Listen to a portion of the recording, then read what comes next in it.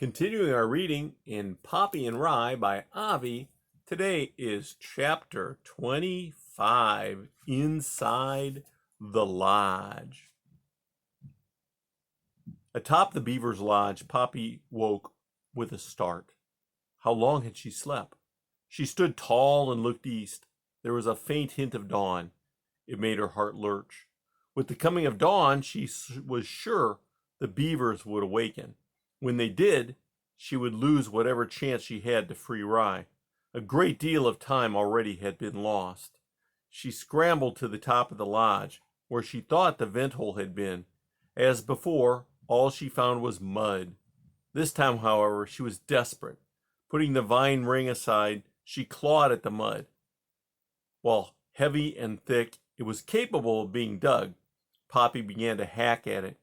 Gradually, a hole emerged. The more she worked, the more her energy was restored. She worked harder. Unexpectedly, she broke through. A scent of beaver wafted up. It made her almost shout with joy. She had uncovered the vent hole. The mud had been plastered over, and poorly at that. Working fast now, Poppy dug out the vent hole to its fullest. Done. She sat back, breathless with her efforts.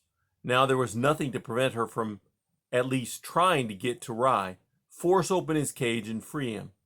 Then she recalled that one of the reasons she had wanted Thistle and Curly Dock to join her was to help with the bars.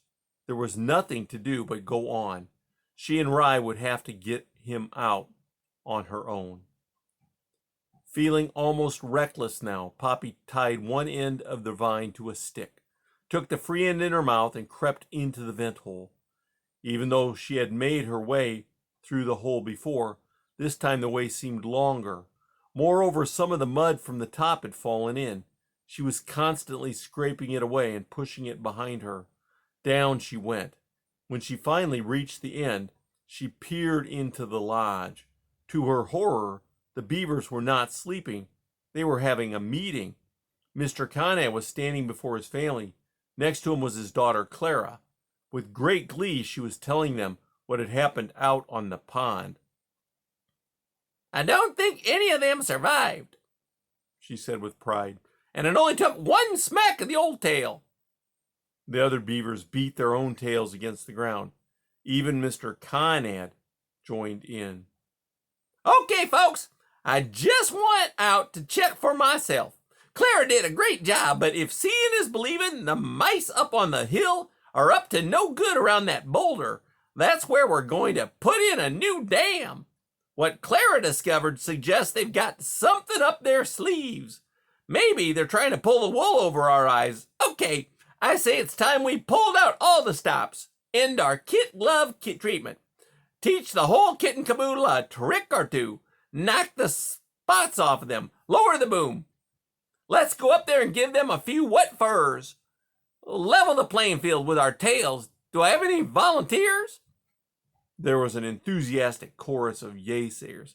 "Good," Mr. Conrad enthused. "Let's hit the water running. I'll lead you myself." "Don't you think that we should post some guards around the waterway entry?" Clara asked. "Just in case they try something funny again." "Good thinking, sweetheart. You're a chip off the old block. And for a beaver, you can't do better than that. We'll leave some guards here just in case." High in the vent hole, Poppy heard it all. Although she was relieved the beavers were going, she worried about what was happening up by the nest. She watched as the beavers scrambled out of the lodge. Soon only two remained. It had been Poppy's intention to draw down the vine, just as she had done in her previous visit. Then the beavers had all been asleep. This time, the two beavers who stayed in the lodge were not just awake. One of them went over to the cage where Rye was being kept. "What are you doing?" called the other beaver. Just checking to make sure this guy is secure." "Is he?" "A sure thing." The two beavers waddled away from the cage and lay down near the lodge's water entry to guard it. Poppy watched them intently. Their backs were to her.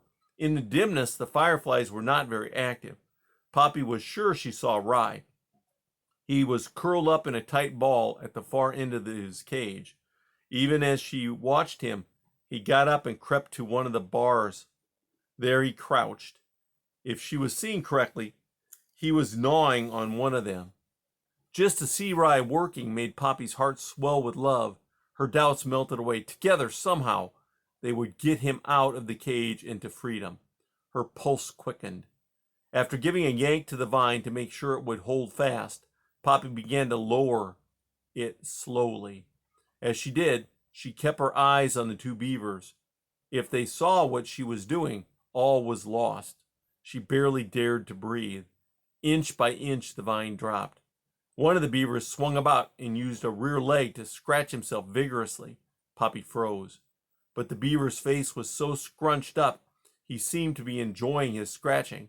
He gave no sign that he noticed anything unusual. Poppy lowered the vine some more. She was pretty sure she had guessed its length properly, that it would touch the floor. She was wrong. Even when she had lowered the vine as far as possible, it hung off the ground by a distance, as best Poppy could reckon, twice her full height when she stood tall. At first dismayed, she decided it did not matter. It had to be close enough.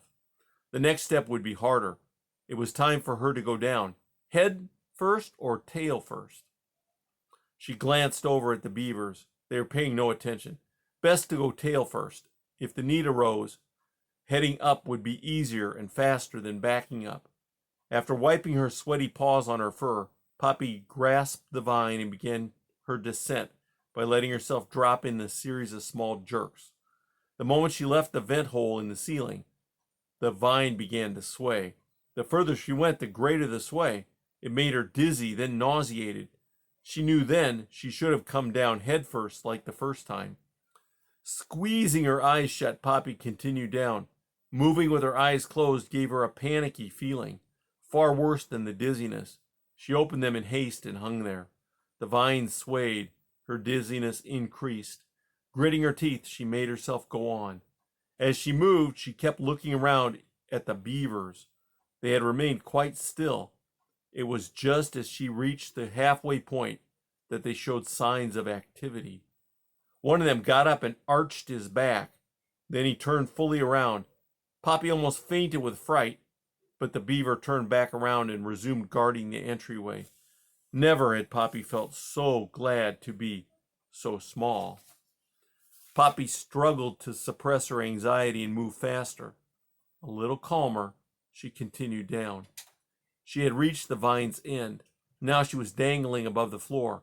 There she hung, swaying back and forth, her heart beating madly. After taking one more look at the beavers, she released her grip and dropped to the floor. The second she landed, she crouched down into a tight ball, as tight as she could. Then, with great care, she lifted her head to check what the beavers were doing. They had not noticed her. With a burst, she sprang up and darted to the cage. "Rye?" she called in a whisper even as she clung to the bars. Rye looked up. "Poppy?" He gasped and fell back. "Shh!" she warned. "You're always such a wonderful surprise," he said. In spite of herself, Poppy grinned. "Poppy?" "Yes?" I've been working on a poem about you. Would you like to hear it? It goes, "Hail, sweet mouse of shape divine, who pledged her heart and tail to me and mine." "Rye," Poppy interrupted. "It sounds beautiful, but there's no time for that now. We need to get you out of here fast." "I'm all for that," Rye agreed. "I've been working away on this bar, too. It's awfully tough, almost as hard as writing a good poem. And they do watch me, but I did make some progress. Poem and bar. Maybe the two of us can do the rest. The bar is, that is." "Show me where." Here." He went to the back of the cage. Poppy on the outside followed him. "This one." Poppy looked at the twig. It was gnawed almost halfway through. "Makes my teeth sore," Rye said. "If you gripped from above," Poppy suggested, "and I held on from below, and we pulled in opposite directions, it might give." "We could try." The two mice did what Poppy suggested. "Pull," Rye urged. The two yanked. There was some give, but not enough. Again, Rye said. The twig splintered with a snap. While it did not break completely in two, it had been pulled wide enough to allow Rye to squeeze through. He popped out and gave Poppy a hug. She returned it. Do you want to hear the rest of the poem? He asked. Let's get out of here first. Of course. How silly of me. How did you come in? The vent hole and another vine. A much longer one. Come on. With Poppy in the lead, the two mice crept across the floor of the lodge. As they went, Poppy kept darting glances at the beavers. Rye, following Poppy, kept thinking, isn't she amazing? Isn't she something? They were halfway to the vine when one of the beavers turned, looked at them, saw what had happened, and cried, Mice on the loose! And that's the end of chapter 25.